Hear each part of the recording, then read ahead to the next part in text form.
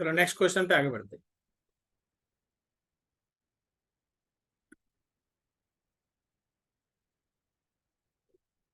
लिखा है the friction coefficient between the board and the floor shown in figure is mu. Find the maximum force that a man can exert on the rope so that the board does not slip on the floor. Imagine that figure. इस figure को पहले तो imagine करो, खूबी मानो कि तुम्हारे पैर के नीचे एक बोर्ड लगा हुआ है, तुम खुद इस बोर्ड के ऊपर खड़े हो और तुम जब उस थ्रेड को अपनी तरफ खींचोगे, मान लो इस थ्रेड के अंदर एक बड़ा सा फ्री बॉडी डायग्राम पहले बनाना होगा। देखो, जब तुम इस थ्रेड को अपनी तरफ खींचोगे, मान लो थ्रेड के अंदर का टेंशन टी है, तो वही टेंशन इस बोर्ड को राइट की तरफ खींचेगा टी से। वही टेंशन इस बोर्ड को राइट की तरफ खींचेगा टी से। अगर ये राइट हैंड साइड की तरफ जो टेंशन है वो बोर्ड पे लेफ्ट हैंड साइड की तरफ जो फ्रिक्शन लगेगा, राइट हैंड साइड की तरफ लगने वाला टेंशन अगर मेरे फ्रिक्शन से या तो छोटा हो या एटलीस्ट बराबर हो, मतलब बड़ा नहीं होना चाहिए। टेंशन फ्रिक्शन से बड़ा नहीं होना चाहिए, तब तक बोर्ड उस मैन के पैर के नीचे रहेगा। Does not slip on the floor, board does not slip on the floor. तो इस फिगर को ध्यान में रखते हुए आप दो इक्वेशंस, मतलब पहले तो दो फ्री बॉडी डायग्राम बनाए। एक हम फ्री बॉडी डायग्राम बना रहे हैं मैन का। ये रहा मैन, मैन का मास m है, ऊपर की तरफ लग रहा है टेंशन T, नीचे लग रहा है मैन का वेट mg और मैन पे नॉर्मल लग रहा है ऊपर की तरफ n। ये रहा मैन पे नॉर्मल, ये रहा थ्रेड का टेंशन और ये रहा मैन का mg। अब मैन ऊपर नीचे तो कर नहीं रहा, इसका मतलब यहाँ का इक्वेशन हो गया कि T प्लस n, ये दोनों मिलके mg को बैलेंस किया। mg मतलब कैपिटल M लिखना था हमको, कैपिटल mg को बैलेंस किया। ये इक्वेशन 1 है। This is free body diagram for man. अब आ जाओ बोर्ड का फ्री बॉडी डायग्राम देखो। Free body diagram of board. तो बोर्ड कुछ ऐसा है, फिगर जो दिख रहा है उसी को बना देना है बस। ये रहा बोर्ड आपका, ये रहा बोर्ड। बोर्ड पे लेफ्ट की तरफ लग रहा है फ्रिक्शन,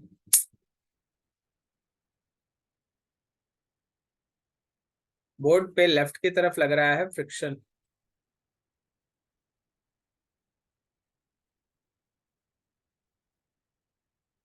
बोर्ड पे नीचे की तरफ लग रहा है मैन का नॉर्मल। बोर्ड का अपना वेट mg लग रहा है नीचे की तरफ, ये mg है बोर्ड का अपना वेट। और जमीन से एक नॉर्मल लग रहा है बोर्ड पे ऊपर की तरफ। यहाँ नॉर्मल 2 है और राइट हैंड साइड की तरफ लग रहा है टेंशन। हमको नॉर्मल यहाँ n1 और n2 करके लिखना चाहिए। यहाँ नॉर्मल हमको n1 और n2 करके ऐसे लिखना चाहिए। सारा का सारा फोर्सेस को नेमिंग करते हैं। ये लग रहा है फ्रिक्शनल फोर्स, ये नॉर्मल है सेकंड और ये है n1। नीचे की तरफ इसका अपना वेट लग रहा है स्मॉल mg और राइट हैंड साइड की तरफ टेंशन लग रहा है। देखो जरा हम थोड़ा सा छोटा करें इसको। ये गौर करना कि ये n1 है, यहाँ नॉर्मल 2 लग रहा है। एक मैन और बोर्ड के बीच लग रहा है n1 नॉर्मल, न्यूटन्स के थर्ड लॉ के हिसाब से मैन पे ऊपर लगेगा, बोर्ड पे नीचे लगेगा। और एक बोर्ड और जमीन के बीच लग रहा है विच इज n2, बोर्ड और जमीन के बीच लग रहा है n2। अब जो फ्रिक्शन आप लिख रहे हैं बोर्ड का, पहले तो यहाँ पे बोर्ड का वर्टिकल इक्विलिब्रियम, वर्टिकल में ना ऊपर नीचे जा रहा बोर्ड, हॉरिजॉन्टल में लेफ्ट राइट नहीं कर रहा है। तो दोनों के लिए दो अलग इक्वेशन। एक minute just,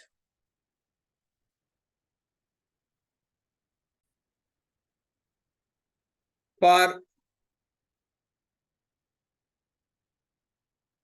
vertical equilibrium,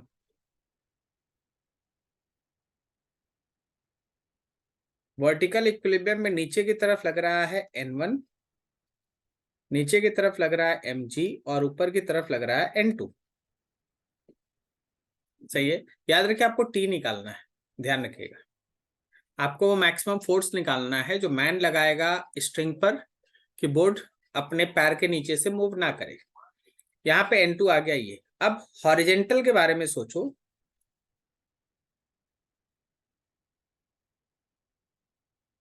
for horizontal equilibrium, equilibrium बोलो तो रेस्ट में है बोर्ड, राइट हैंड साइड की तरफ T लग रहा है और वो फ्रिक्शन से बैलेंस होगा। और ये जो T है इस फ्रिक्शन में आएगा म्यू इंटू N1 आएगा या N2 आएगा, N2 आएगा बोर्ड और जमीन के बीच। तो T will be equals to mu और N2 का वैल्यू ऊपर में मेंशन है N1 plus mg, N1 plus mg। अब देखो N1 का वैल्यू कहाँ है, तो इक्वेशन 1 को गौर से देखिए, इक्वेशन 1 को देखिए। क्या यहां से आप जो N1 है उस N1 को लिख सकते कैपिटल mg माइनस टी। तो हमारे N1 के जगह पे आ गया, N1 के जगह पे आ गया कैपिटल mg माइनस टी और प्लस ये है स्मॉल mg। याद रखिए T निकालना है। तो T is equals to mu capital mg minus mu into T और म्यू स्मॉल mg। इसमें से म्यू टी को आप लेफ्ट में ले आइए, T plus mu T, mu G बाहर, capital M plus small m। अब आप इसमें से टी को कॉमन लेंगे तो 1 plus mu and that will be equals to mu G capital M plus small m। So यहां से थोड़ा आगे बढ़ोगे, then T will be equals to mu G capital M plus small m divided by 1 plus mu, capital M plus small m divided by 1 plus mu. ये आपके maximum force का value आएगा। अगर मैन इतना फोर्स लगाएगा ना तो block उसके पैर के नीचे से नहीं निकलेगा। पूरा फिगर देखो, समझने का कोशिश करो हो क्या रहा है। आप जब इस स्ट्रिंग से खींचिएगा तो पुली सिस्टम इस तरह से बनाया गया है कि ब्लॉक या तुम्हारे पैर के नीचे जो बोर्ड है उस पर राइट की तरफ फोर्स लगेगा, वो टेंशन उसको खींचेगा तो अपोज करने के लिए फ्रिक्शन आएगा। अगर आपके अप्लाइड फोर्स का जो टी है वो अगर फ्रिक्शन से छोटा या एटलीस्ट बराबर हो तो ब्लॉक मूव नहीं करेगा या बोर्ड मूव नहीं करेगा। अब इसी कंसेप्ट के ऊपर लेके आपका धीरे धीरे कैलकुलेशन प्रोसेस किया। ठीक है, ध्यान रखना। ये सब क्वेश्चन बहुत अच्छा है, आपको है ना बार बार इसको एक दो बार बनाना चाहिए, एक बार देख के बनाना चाहिए, एक बार बिना देखे बनाना चाहिए। ठीक है, क्वेश्चंस ध्यान रखो। लिखा है 2 kg block is placed over a 4 kg block and both are placed on a smooth horizontal surface. The coefficient of friction between the block is 0.2. Find the acceleration of the two blocks if the horizontal force of 12 Newton is applied. A में है अपर block, B में है lower block. अब ये question तो मेरे बताने के लिए रहा ही नहीं है क्योंकि हम इस पे आपको ऑलरेडी बैचेस के अंदर है ना अच्छा खासा समय देके आपको करा चुके हैं। आप अगर बैचेस के अंदर थ्योरी का देखेंगे तो इसका डिस्कशन ऑलरेडी है ना बैच के अंदर हो चुका है। ठीक है, तो उसको ध्यान रखना, उसको कर लेना। देखो हम दो फिगर बना देते हैं बस आपको समझाने के लिए। ये एक ब्लॉक है, तो इसके नीचे कोई दूसरा ब्लॉक है, फिर नीचे आ रहा है। देखिए ये दोनों ब्लॉक है ना एक दूसरे के साथ टच कर रहा है। हाँ?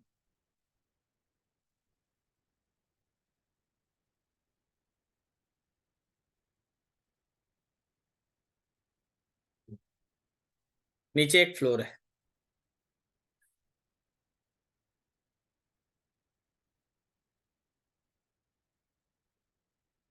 ये ए है, ये बी है। मान लो ये 2 kg ब्लॉक है, ये 4 kg ब्लॉक है, फ्रिक्शन बिटवीन ब्लॉक्स, यहाँ पे फ्रिक्शनल कॉफिशिएंट है mu is equal to 0.2 kg, sorry 0.2 kg कहाँ से होगा, ठीक है 0.2। अब क्वेश्चन ये कहता है कि आपको 12 न्यूटन का फोर्स, अपर ब्लॉक पे तुमको 12 न्यूटन का फोर्स लगाना है।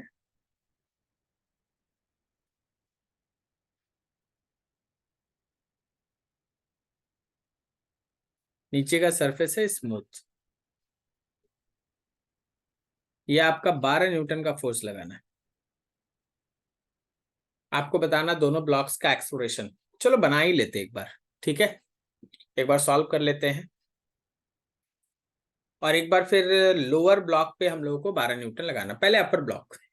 ऐसे न्यूमेरिकल का पहला हिस्सा क्या था कि फाइंड एक्सेलरेशन ऑफ सिस्टम। उसके लिए आपको सिखाया गया था कि भाई पहले नेट फोर्स निकालो और उसमें पूरे सिस्टम के मास से डिवाइड करो। नेट फोर्स है 12 और पूरे सिस्टम का मास है 2 + 4 दैट इज 6। 6 से ये कट गया, ये आपका एक्सेलरेशन आ गया 2 मीटर पर सेकेंड स्क्वायर। अब आपको ये चेक करना पड़ेगा कि नीचे वाला ब्लॉक ए के साथ जाएगा या नहीं। फॉर मोशन ऑफ बी के बारे में सोचिए। सबसे पहले आप ये सोचिए कि बी को इस एक्सेलरेशन से ले जाने के लिए कितने फोर्स का जरूरत है, जिसको आप कहते हैं रिक्वायर्ड फोर्स। वह है बी का मास और एक्सेलरेशन ऑफ सिस्टम। तो बी का मास है 4 और एक्सेलरेशन है 2, मतलब 8 न्यूटन फोर्स चाहिए, मतलब 8 न्यूटन फोर्स चाहिए। हाँ, अब आखिर मेरे ए और बी के बीच फ्रिक्शन कितना है, फ्रिक्शन का मैक्सिमम वैल्यू ए और बी के बीच कितना हो सकता है, वो है म्यू एन। एन में मास ऑफ ए इंटू जी आएगा।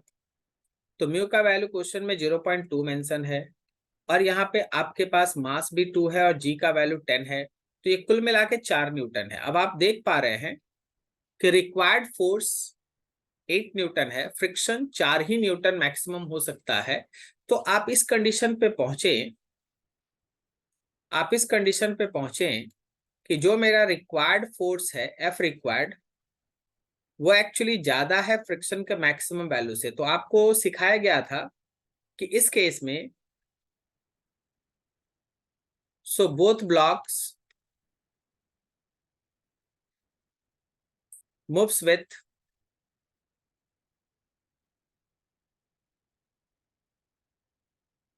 Different acceleration. दोनों ब्लॉक अलग अलग एक्सेलरेशन से मूव करेगा। अब इस सिचुएशन में अगर आप एक्सेलरेशन लिखना स्टार्ट करें तो पहला फ्री बॉडी डायग्राम आप ऊपर वाले बी का, ऊपर वाला कौन है, ए है कि बी, ऊपर वाला ए है, चलिए बी लिख दिए बी। चलिए पहले ऊपर ए वाला लिख लेते हैं, जो बोल दिए वही करना सही है। ए, तो देखो हमारा ए का फ्री बॉडी डायग्राम, अगर हम यहाँ पे ए को एक ब्लॉक की तरह लेके चले ए पे, तो ए पे राइट की तरफ लग रहा है 12 न्यूटन का फोर्स और ए पे लेफ्ट की तरफ लग रहा है फ्रिक्शन। ए पे लेफ्ट की तरफ लग रहा है फ्रिक्शन।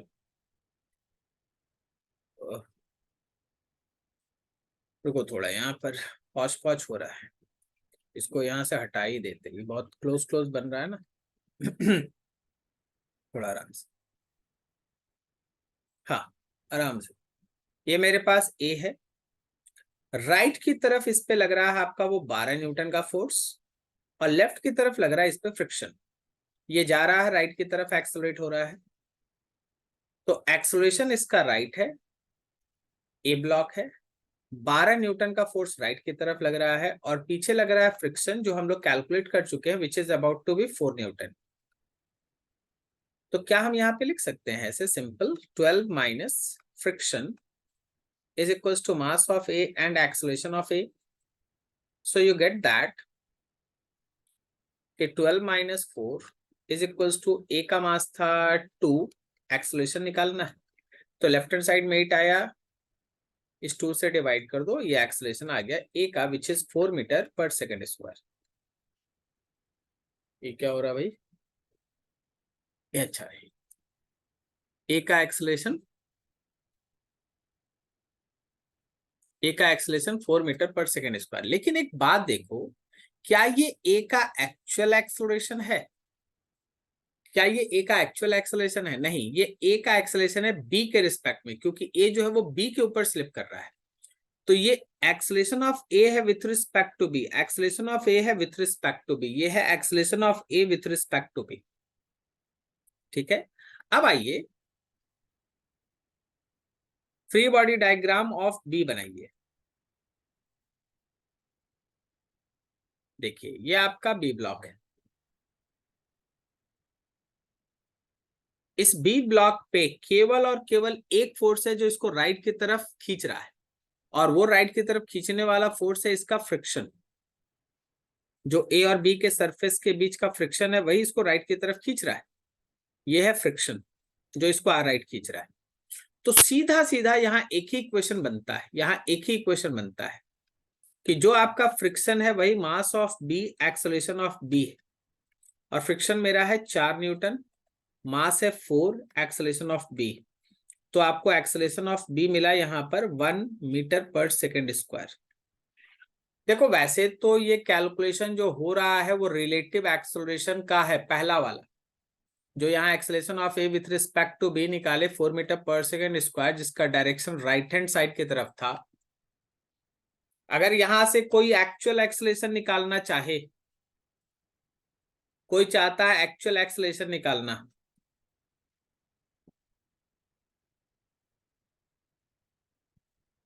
ए का, तो हम लिखेंगे relative acceleration of A with respect to B is equals to actual acceleration of A minus actual acceleration of B. तो रिलेटिव एक्सेलरेशन आपके पास है 4 राइट हैंड साइड की तरफ है, तो आई कैप। एक्चुअल एक्सेलरेशन ए का निकालना है और बी का एक्सेलरेशन है राइट हैंड साइड की तरफ 1 आई कैप, 1 इधर आ गया, तो 5 मीटर पर second square I cap is the actual acceleration of A. A का एक्चुअल एक्सेलरेशन कितना है? 5 मीटर पर सेकेंड स्क्वायर। और बी का ये जो आया है वो तो खुद ही एक्चुअल एक्सेलरेशन है, क्योंकि बी तो जमीन के रिस्पेक्ट में दिया हुआ है। तो this is all about this question कि अगर आप ऊपर में 12 न्यूटन का फोर्स लगाएंगे तो दोनों बॉडी अलग अलग एक्सेलरेशन से जाएगा। बनाने का मेथड आपके पास है, ठीक है। इसी तरह अगर आप लोअर ब्लॉक पे फोर्स लगाएंगे तो फिर क्या होगा, चलो उसको देख लेते हैं। लोअर ब्लॉक पे अगर हम लोग फोर्स लगाएं तो क्या होगा। चलो यहां तक तो जगह खत्म है। राइट हैंड साइड में इसी का यूज करते हैं। पेन का कलर बदल लीजिए ताकि आपको सिस्टम समझ में आए। दूसरा क्वेश्चन बन रहा है, बी पार्ट इसका।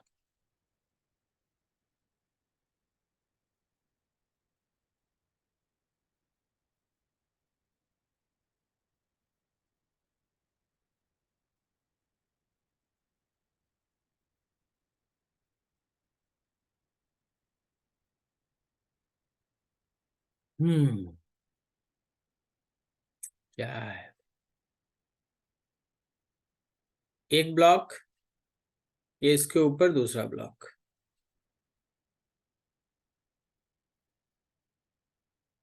हम लोग ऊपर वाले ब्लॉक को ए कहते हैं, नीचे वाले ब्लॉक को बी कह रहे हैं। इस बार नीचे वाले पे एक 12 न्यूटन का फोर्स है जो राइट की तरफ लग रहा है, और यहाँ का एक फ्रिक्शनल कॉफिशिएंट है विच इज 0.2। आपको ये चेक करना है कि दोनों का एक्सेलरेशन क्या होगा, और ऐसा थ्योरी में बहुत अच्छा डिस्कशन बैचेस के अंदर हुआ है, फिर भी हम लोग कर रहे हैं। सबसे पहला काम एक्सेलरेशन ऑफ सिस्टम निकालना। वो मेरा वैसे ही आएगा कि पहले नेट फोर्स लेंगे और उसको पूरे सिस्टम के मास से डिवाइड कर देंगे। तो नेट फोर्स है 12 का, और नीचे का जो हमारा ए और बी का है वो है 2 + 4। तो यहाँ पे भाई एक्सेलरेशन ऑफ द सिस्टम तो वही आ गया 2 मीटर पर सेकेंड स्क्वायर। इस बार किसके मोशन को चेक करना है कि वो साथ आएगा या नहीं, तो ए को, क्योंकि बी पे तो डायरेक्ट तुम फोर्स लगा रहे हो, ए के मोशन को चेक करोगे।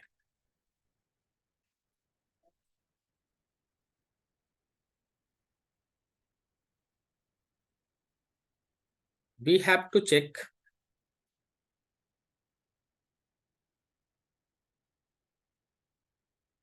Motion of A. तो ए पे दो फोर्स हम लोग को सोचना है, एक है स्यूडो फोर्स जो उसको पीछे की तरफ खींचेगा, जिसका वैल्यू होगा mass of A and acceleration of system. तो ए का मास है 2 और एक्सेलरेशन है 2 which is equals to 4 newton. और दूसरा है ए और बी के बीच का फ्रिक्शन का मैक्सिमम वैल्यू। तो भाई फ्रिक्शन मैक्सिमम में तो आपका म्यू एम जी का कंसेप्ट आएगा। म्यू का वैल्यू है 0.2, ए का मास भी 2 है और जी का वैल्यू 10 है।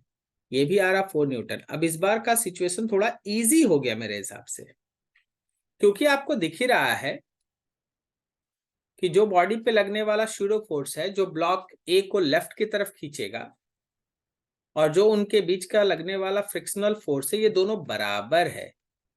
बराबर होने से फ्रिक्शन उसको पीछे की तरफ स्लिप नहीं होने देगा। सो फ्रिक्शन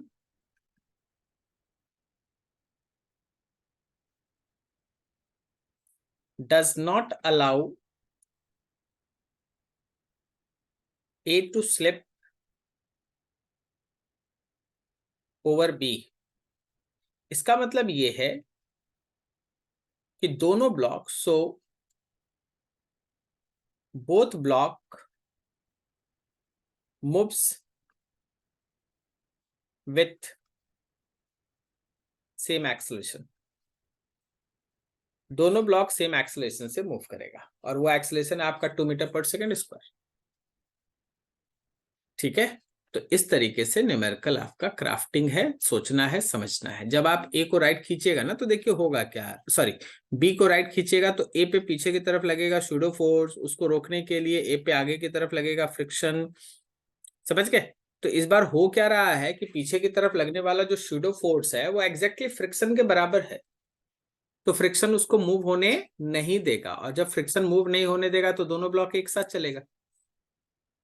ठीक है, चलो सही, ये चीज रहा तुम्हारे पास।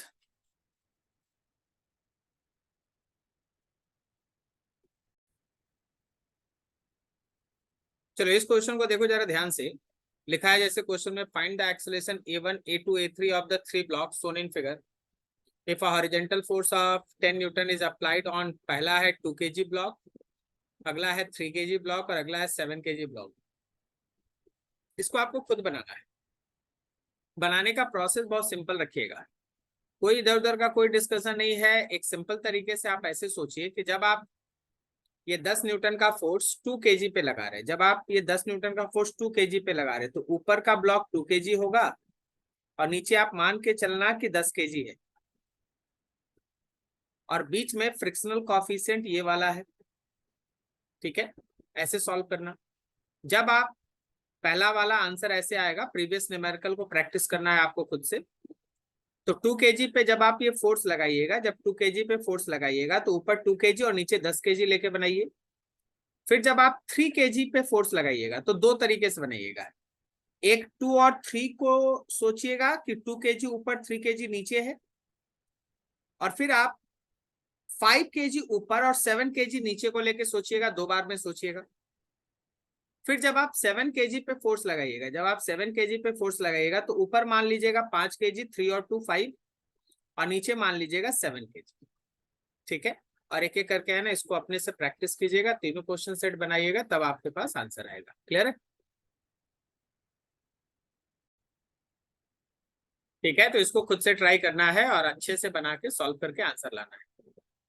आपको भी बनाना है, खाली मेरे बनाने से थोड़ी ना हो, बनाना तो फाइनल में आप ही को।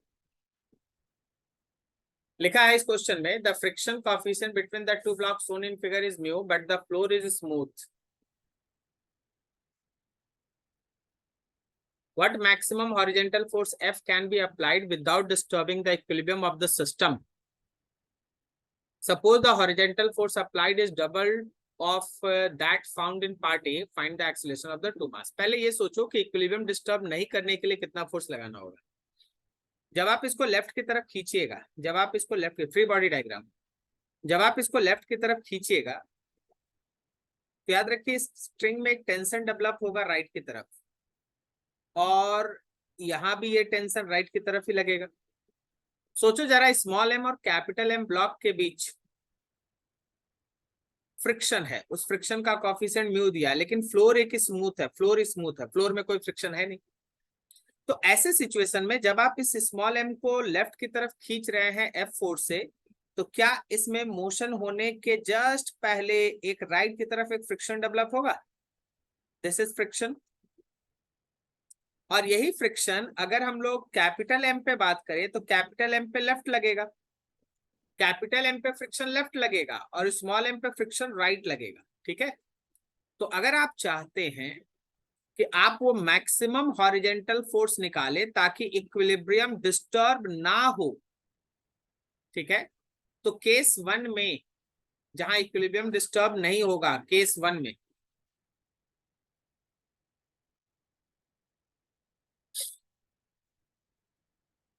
जहां इक्विलिब्रियम डिस्टर्ब नहीं होना है, तो अगर आप स्मॉल m ब्लॉक को लीजिएगा तो उसका इक्वेशन कुछ ऐसा बनता है कि that F will be balanced by friction plus tension, और that F will be equals to friction के जगह पे अगर तुम चाहो तो म्यू स्मॉल mg लिख लो और प्लस टेंशन, ये है। अब आप कैपिटल M को लेंगे तो कैपिटल M पे राइट की तरफ टेंशन लग रहा है, लेफ्ट की तरफ फ्रिक्शन लग रहा है, तो friction will be equals to tension. आप मान के चलो कि फ्रिक्शन आपको नोन है mu mg is equals to T, तो इसको जैसे ही आप यहाँ पे प्लस करेंगे आपको इक्वेशन मिलेगा F will be equals to mu mg और टेंशन के जगह पे भी म्यू mg और म्यू mg दोनों म्यू mg, तो आपके F का मैक्सिमम वैल्यू 2 म्यू mg के बराबर है। ये वो मैक्सिमम फोर्स है जहां तक अगर आप फोर्स को धीरे धीरे बढ़ाते रहिएगा तो इक्विलिब्रियम डिस्टर्ब नहीं होगा। अगर आप इतना फोर्स लगाइएगा तो इक्विलिब्रियम डिस्टर्ब नहीं होगा। लेकिन जब आप केस 2 को सॉल्व करते हैं, जब आप बी पार्ट न्यूमेरिकल का सॉल्व करते हैं, तो वहां बोला गया है कि जो एफ आपको लगाना है वो आपके मैक्सिमम जो आप पार्ट में कैलकुलेट किए थे उसका डबल कर देना है। तो क्या मेरा आंसर 4 म्यू mg आ गया फोर्स? अब आप सोचिए कि अगर आप 4 म्यू mg फोर्स लगाने लगे तो जहां 2 म्यू mg में ये सिचुएशन बैलेंस था, 4 म्यू mg में ये लेफ्ट की तरफ एक्सेलरेट होने लगेगा और ये ब्लॉक राइट की तरफ एक्सेलरेट होने लगेगा। अगर आप फोर्स को बढ़ा के 2 म्यू mg से 4 म्यू mg कर देंगे तो मेरा स्मॉल m ब्लॉक लेफ्ट की तरफ एक्सेलरेट होगा और कैपिटल M ब्लॉक थ्रेड से बंधा है तो वो राइट की तरफ एक्सेलरेट होगा। तो अब आपका इक्वेशन क्या बनेगा? For small m block left की तरफ फोर्स F है, राइट की तरफ टेंशन है, राइट की तरफ फ्रिक्शन है, and that will be equals to mass into acceleration. तो आपके तो हमारे F का वैल्यू हो गया 4 म्यू mg,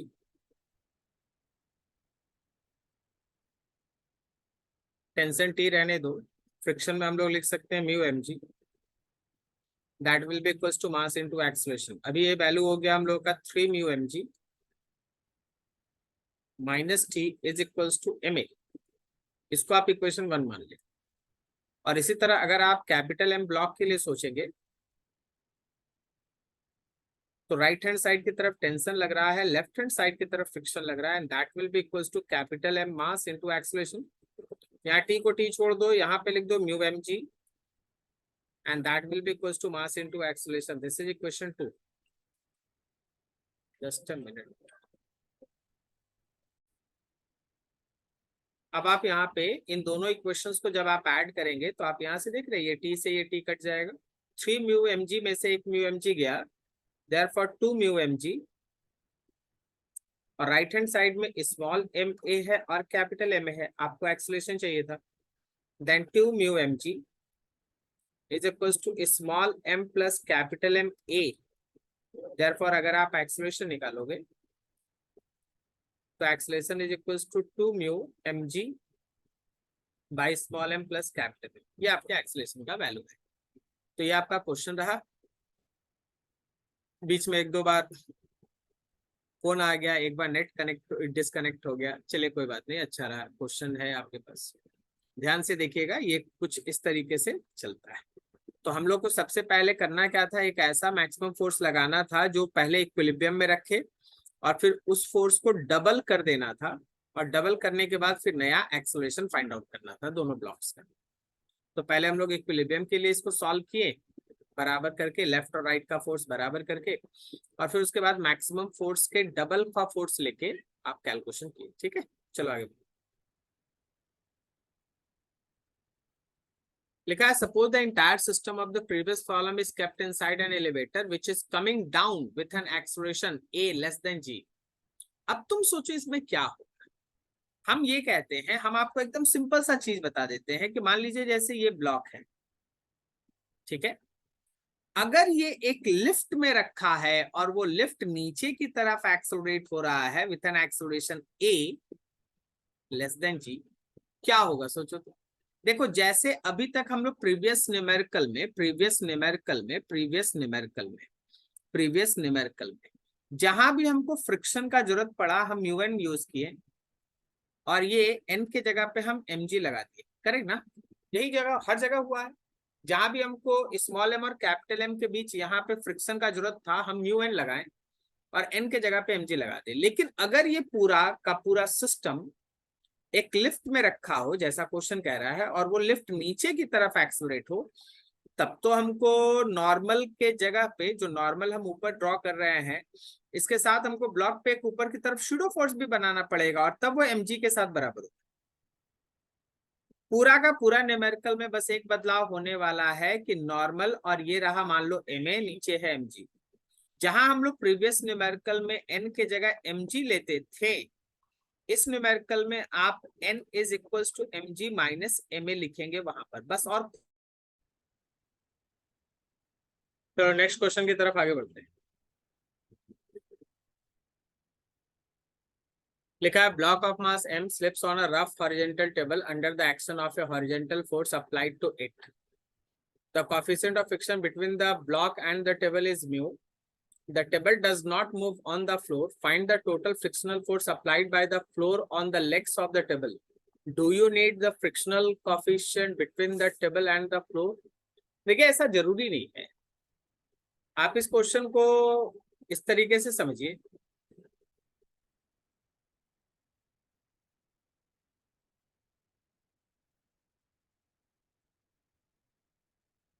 चलिए ये एक टेबल है, इस टेबल का 4 पैर बना लीजिए फटाफट। ये एक पैर मान लीजिए, इसी तरह पीछे वाले ब्लॉक से भी यहाँ भी एक पैर है, एक पैर यहाँ पे है,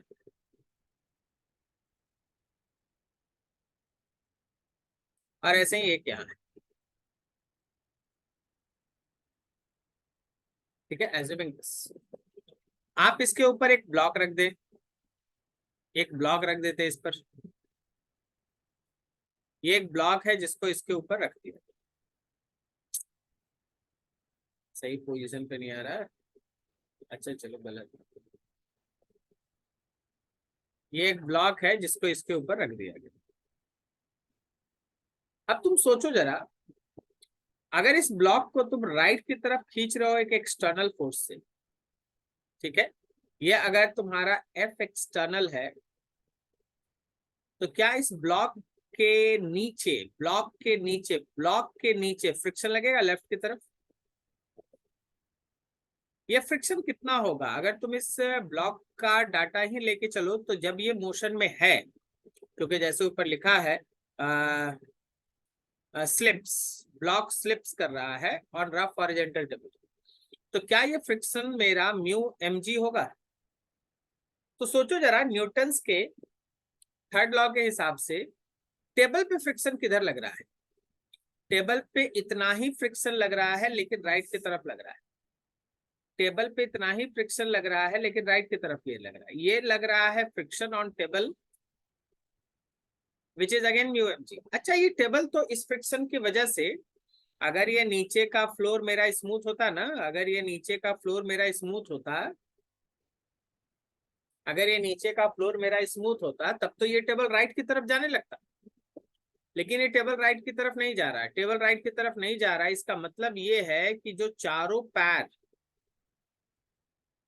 और नीचे वाले फ्लोर के बीच का फ्रिक्शन है, जो चारों पैर और नीचे वाले फ्लोर के बीच का फ्रिक्शन है, उसका magnitude equal to mu mg है। और उसका डायरेक्शन जैसे इस फिगर के हिसाब से अगर जाए तो लेफ्ट की तरफ है। तो जमीन का जो फ्रिक्शन टेबल के ऊपर लग रहा है उसका मैग्नीट्यूड म्यू एम जी है, लेकिन उसका डायरेक्शन इस फिगर के हिसाब से लेफ्ट की तरफ है। ठीक है, तो आपको ये फ्लोर और टेबल के पैर के बीच का कोफिशिएंट जानने का कोई जरूरत नहीं है। आप सबसे पहले ब्लॉक को राइट में खींचे, ब्लॉक राइट की तरफ स्लिप कर रहा है, तो ब्लॉक के नीचे लेफ्ट की तरफ फ्रिक्शन लग रहा है, और इस फ्रिक्शन को मैनेज करने के लिए, टेबल के टॉप पे फ्रिक्शन राइट लग रहा है। बिकॉज टेबल मूव नहीं कर रहा है तो नीचे वाले फ्लोर और टेबल के बीच का जो फ्रिक्शन है वो लेफ्ट की तरफ लग रहा है। ठीक है, नीचे वाले फ्लोर और नीचे वाले टेबल के बीच का फ्रिक्शन लेफ्ट की तरफ लग रहा है। करेक्ट है? चलो आगे बढ़ते हैं।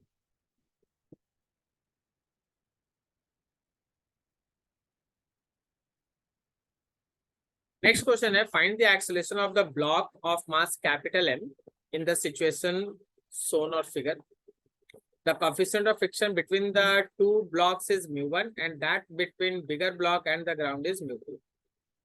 सबसे पहले तो आपको फ्री बॉडी डायग्राम सोचना चाहिए इस फिगर के हिसाब से, साथ में इक्वेशन ऑफ कंस्टेंट भी है। ठीक है,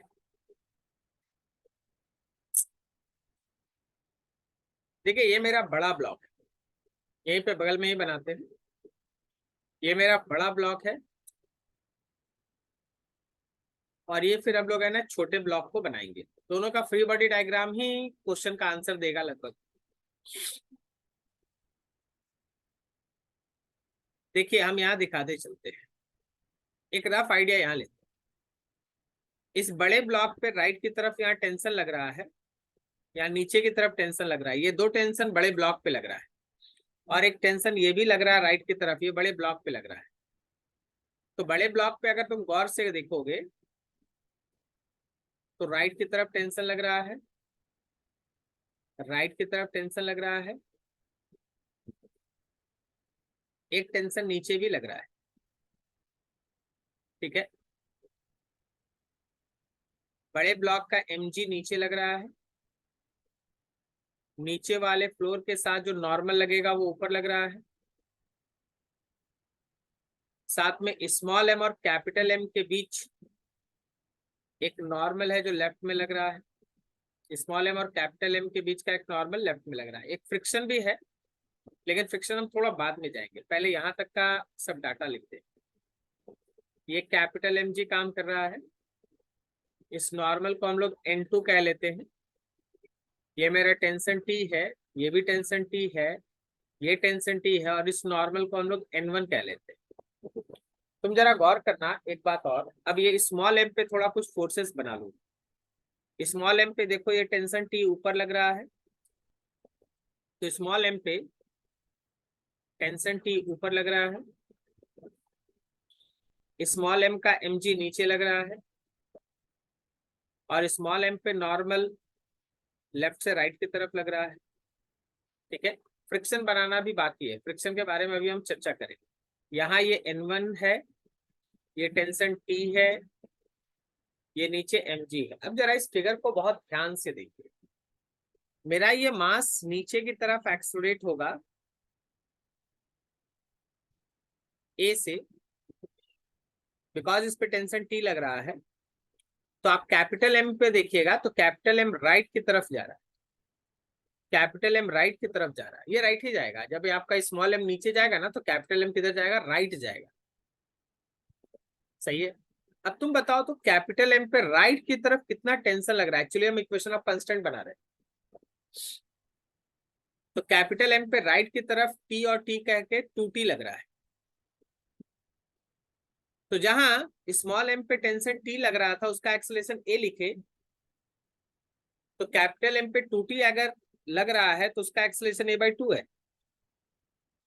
मतलब ऐसा कि कैपिटल M राइट की तरफ एक्सेलरेट होगा, कैपिटल M राइट की तरफ एक्सेलरेट होगा, और इसके राइट के एक्सेलरेशन को तुम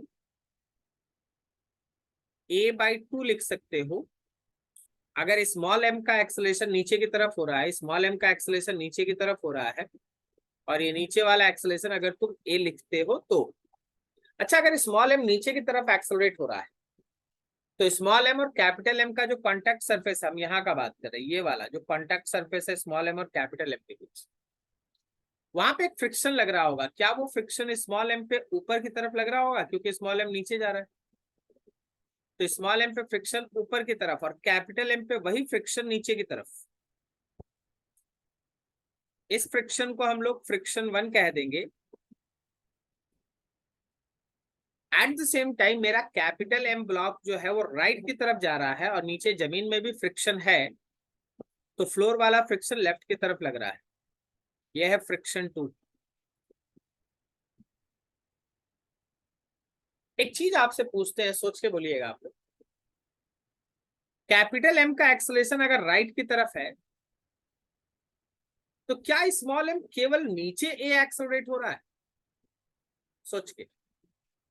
कैपिटल एम का एक्सेलरेशन अगर राइट की तरफ है तो क्या स्मॉल एम केवल नीचे एक्सेलरेट हो रहा है? नहीं, वो नीचे तो a/2 से जा ही रहा है, साथ में कैपिटल एम के साथ वो राइट की तरफ भी जा रहा है, साथ में वो कैपिटल एम के साथ राइट की तरफ भी जा रहा है a/2 से। ये है इसका फ्री बॉडी डायग्राम। अब आपको कैपिटल एम ब्लॉक का हॉरिजॉन्टल और वर्टिकल करके इक्वेशन लिखना पड़ेगा, स्मॉल एम का हॉरिजॉन्टल और वर्टिकल करके इक्वेशन लिखना पड़ेगा। फिगर को ध्यान में रखिएगा और उस हिसाब से चलिए। पहले हम लोग कैपिटल एम के लिए बात करते हैं।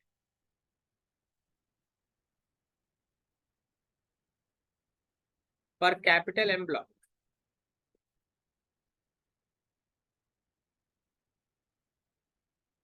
Horizontal motion,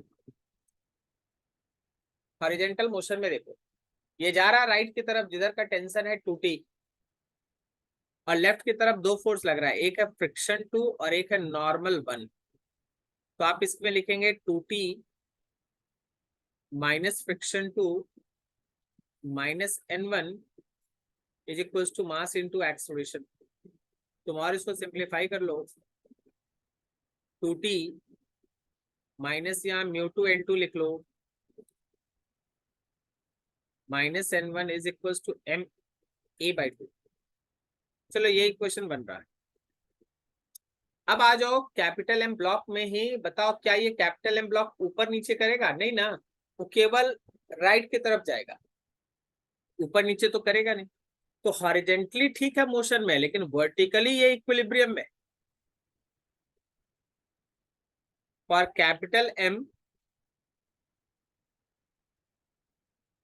vertical equilibrium, vertically ना ये ऊपर जा रहा ना नीचे जा रहा, तो ऊपर और नीचे वाले फोर्सेस को हम लोग बराबर करने जा रहे हैं। ऊपर लगने वाला फोर्स कौन है? N2 है। थोड़ा इसको छोटा कर। ऊपर लगने वाला फोर्स N2 है, नीचे लगने वाला फोर्स बहुत सारा, नीचे लगने वाला फोर्स mg है, नीचे एक टेंशन भी लग रहा है और नीचे एक फ्रिक्शन 1 भी लग रहा है। इसका मतलब ये है कि N2 is equals to mg plus t plus μ1 N1। ये इक्वेशन 2 है। ठीक है, अब आइए स्मॉल m ब्लॉक को लेके चलिए।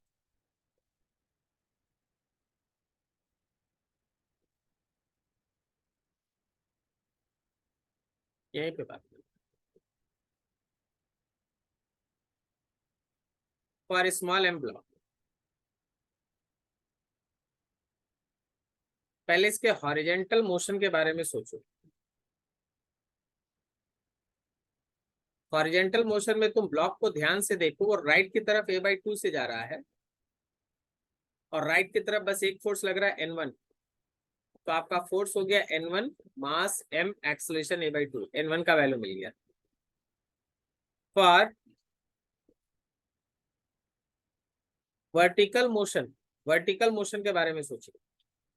नीचे जा रहा है तो स्मॉल mg, ऊपर वाला फोर्स टेंशन, ऊपर वाला force friction 1 is equal to mass into acceleration. तो यहाँ पे लिखे small mg minus T, minus यहाँ पे लिख सकते हैं आप μ1 N1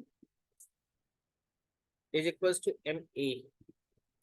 आप यहाँ लिख सकते हैं mg minus T minus mu one, n1 का वैल्यू ऊपर आ चुका है ma/2 that is equals to ma। देखिए इसको इक्वेशन 3 मान लीजिए और ये रहा तुम्हारे पास इक्वेशन 4। अब आपका काम है आराम से इन चारों इक्वेशन को यूज करके,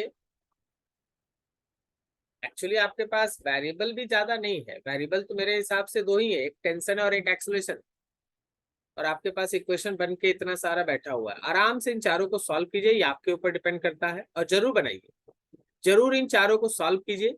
अब देखिए जैसे ये n1 हमको यहाँ दिख रहा है, इस n1 को यहाँ पुट कर दी, n2 मिल गया, n2 को यहाँ रख लिए, n2 और n1 दोनों को यहाँ रख लिए, n2 और n1 दोनों को यहाँ रख लिए, ठीक है, आपके पास इक्वेशन आ गई। ऐसे आप इन चारों इक्वेशन को सॉल्व करें और जो भी अननोन है उसका कैलकुलेशन करें। इक्वेशन बन चुका है, solve equation 1 2 3 and 4 to find tension and acceleration. Tension और एक्सेलरेशन निकालने के लिए इन चारों इक्वेशन को सॉल्व कीजिए, बस यही है, एकदम सिंपल। चारों इक्वेशन बना है, अब आपको इसको चारों को आपस में सॉल्व करना है, ठीक है। जहां भी n1 और n2 का जरूरत है ना, आराम से है ना n1 और n2 को रिप्लेस करते चलो, फिर टेंशन और एक्सेलरेशन का दो इक्वेशन पकड़ो, उनको आपस में सॉल्व कर दो, आंसर आ जाएगा, ठीक है। तो ये क्वेश्चन तुम्हारा बढ़िया क्वेश्चन है, बड़ा क्वेश्चन है, जरूर बनेंगे। चलिए नेक्स्ट क्वेश्चन लिखा है, block of mass 2 kg is pushed against a rough vertical wall with a force of 40 Newton. Coefficient of static friction being 0.5. Another horizontal force of 50 Newton is applied on the block in a direction parallel to the wall.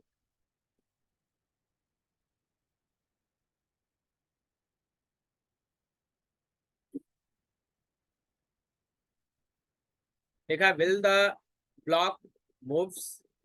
If yes, in which direction? If no, find the frictional force exerted by the wall on.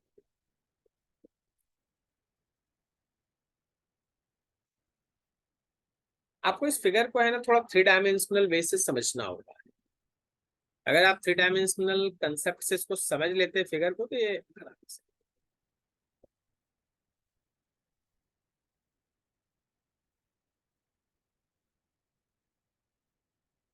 मान लो इस तरह का एक vertical wall है जिसपे हम axis को कुछ ऐसे प्लॉट कर रहे हैं। ये एक एक्सिस है वॉल के पैरेलल, ये भी एक्सिस है वॉल के पैरेलल, लेकिन ये जो एक्सिस है वो वॉल के परपेंडिकुलर है।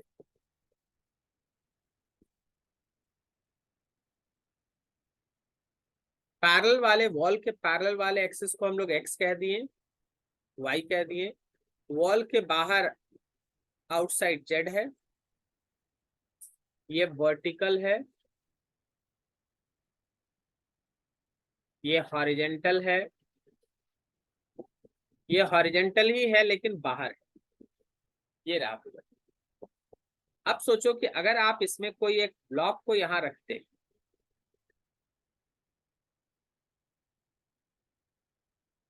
ये ब्लॉक।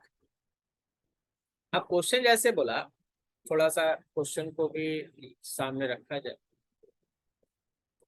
क्वेश्चन जैसे बोला block of mass 2 kg is pushed against a rough vertical wall. हम ग्रीन कलर से फोर्सेस के डायरेक्शन को प्लॉट करते हैं।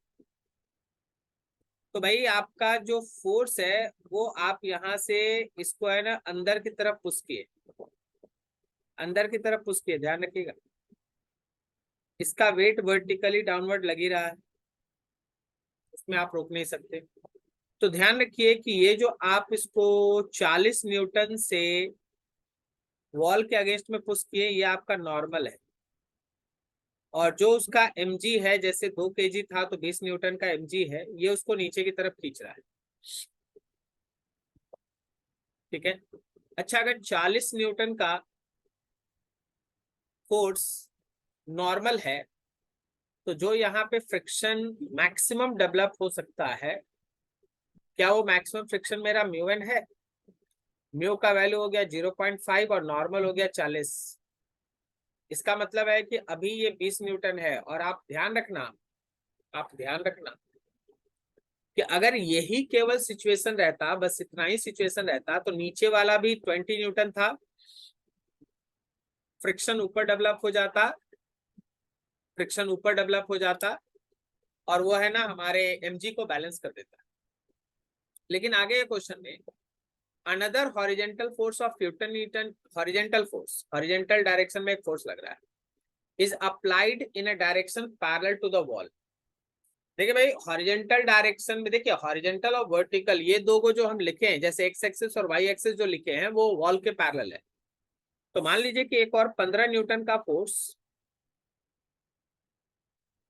इस ब्लॉक के ऊपर लग रहा है, वॉल के पैरेलल है और हॉरिजेंटल है। अब तुम जरा गौर करो, नेट फोर्स जो वॉल के पैरेलल लग रहा है, नेट फोर्स जो वॉल के पैरेलल लग रहा है, वो इन दोनों का रिजल्टेंट है। ये है वॉल के पैरेलल, ठीक है, ये है वॉल के parallel, that is net force. F net wall के पैरेलल हम वो लिखते हैं यहाँ पर, F net parallel to wall, क्या वो रूट अंडर 20 का स्क्वायर और 15 का स्क्वायर हुआ। 20 का स्क्वायर हो गया आपका 400 और 15 का स्क्वायर हो गया 225। दोनों अगर हम लोग सॉल्व करें तो 625 और 625 का स्क्वायर रूट निकाले तो 25 न्यूटन। इसका मतलब F net parallel to wall जो है वो 25 न्यूटन का फोर्स है। अब आप बताइए कि फ्रिक्शन मैक्सिमम कहां तक जा सकता है? तो फ्रिक्शन मैक्सिमम तो 20 न्यूटन तक जा सकता है।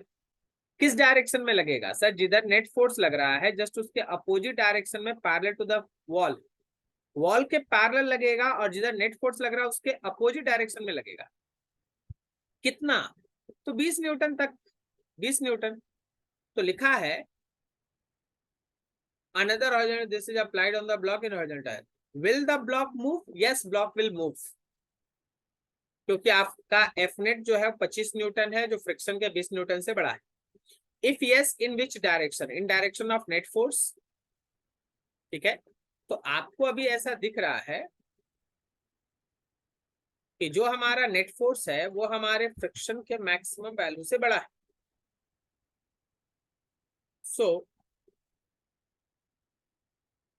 Block will move, block move करेगा।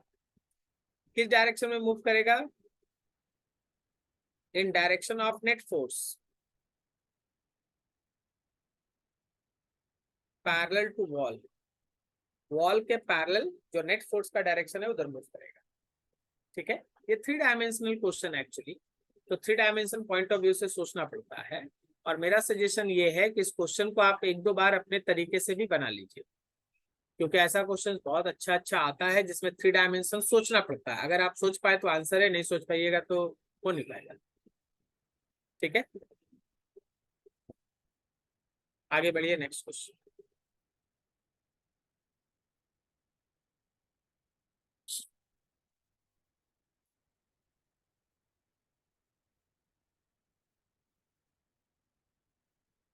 लिखा है person 40 kg is managing to be at rest between two vertical walls by pressing one wall A by his hands and feet and another wall B by his back, assuming that friction coefficient between his body and the wall is 0.8 and that limiting friction acts at all the contacts so that the person pushes the two walls with equal force. Find the normal force exerted by either wall on the person. मान लेते हैं कि person इस wall को left की तरफ धकेल रहा है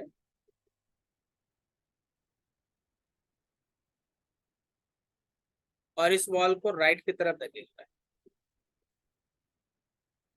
लिखने का तरीका ये है, this is normal 1, this is normal 2।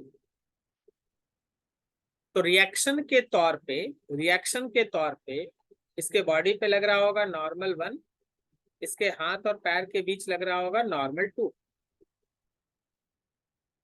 यहाँ लग रहा है नॉर्मल 1, यहाँ लग रहा है नॉर्मल 2। अब तुम एक बात बताओ, ये जो फिगर आपको दिखाई दे रहा है, क्या ये मैन लेफ्ट जाता हुआ दिखाई दे रहा है, राइट जाता हुआ दिखाई दे रहा है, किधर जाता हुआ दिखाई दे रहा है? तो सर कहीं नहीं जाता हुआ दिखाई दे रहा है, ये अपने आप को मैनेज करके ऐसे अपने आप को दीवार के अगेंस्ट में ऐसे दबा के मैनेज करके रखा है। अगर ये लेफ्ट और राइट नहीं जाता हुआ दिखाई दे रहा है, इसका मतलब ये दोनों नॉर्मल बराबर है। N1 और N2 ये दोनों बराबर है, तभी तो ये ना लेफ्ट जा रहा है ना राइट, क्योंकि अगर कोई नॉर्मल बड़ा होता तो उसके डायरेक्शन में मूव करता। एक बात तो हो गया आंसर। अब आपको ये वैल्यू निकालना है। तुम जरा गौर करो कि ये मैन फिसलना चाहता, मैन का अपना वेट काम कर रहा नीचे, तो इस वजह से इसके बैक पे भी एक फ्रिक्शन काम कर रहा ऊपर, और इसके हाथ और पैर के बीच मिलजुल के भी एक फ्रिक्शन काम कर रहा ऊपर। जैसा कि क्वेश्चन बोल रहा है कि दोनों ही लिमिटिंग फ्रिक्शन है, तो आप दोनों फ्रिक्शन को मैक्सिमम ले लें। तो आप लिख सकते हैं friction plus friction is equals to weight of body. यहाँ लिख सकते हैं आप म्यू, यहाँ भी आप एन लिख लीजिए, यहाँ भी एन लिख लीजिए, क्योंकि दोनों नॉर्मल बराबर है। तो 2 mu N is equals to M G हो गया, या यूं कहो कि जो नॉर्मल है, जो नॉर्मल है उसका वैल्यू mg/2 म्यू हो गया आपका आंसर। तो कॉन्सेप्ट को समझना होगा। इस तरह के न्यूमेरिकल्स में आपका मेन खेल वही होता है कि कॉन्सेप्ट को समझिए, क्या आप उसको समझ पा रहे हैं कि हाँ ये क्वेश्चन बोल क्या रहा, बनेगा कैसे। तो सब कुछ आपके पास है। यहाँ mg लिखना भूल गए, ये ठीक है। चलो आगे बढ़ते हैं, next question.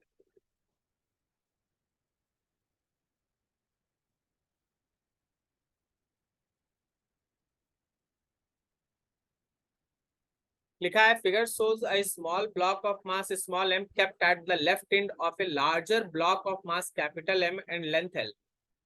The system can slide on a horizontal road. The system is started towards right with the initial velocity v। अच्छा, शुरुआत में कुछ velocity है।